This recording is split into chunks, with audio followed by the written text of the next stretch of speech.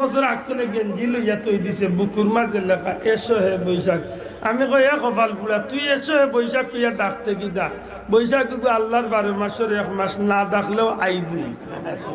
আচ্ছা মুরব্বী বাবা হোক না ডাকলে আইতো না, তো এই কপাল পুরা ডাকে কিতা ওটাই ডাকিয়া আগে আইতো তুফান বৈশাখ মাসে, এখন আনা বৈশাখে সুবা আরম্ভ হয়েছে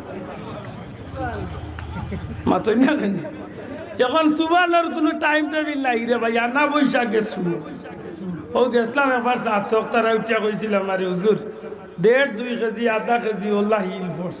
আমি কইলাম কিতা করবা সবর কইলাম কা, কারণ আগে ফিরিস্তা হলো টাইম আছে সারা বছরে বৈশাখ আইলে তুফান আইতো, এখন আমরা কিন্তু ডাকিয়া আগুয়াই দিছি।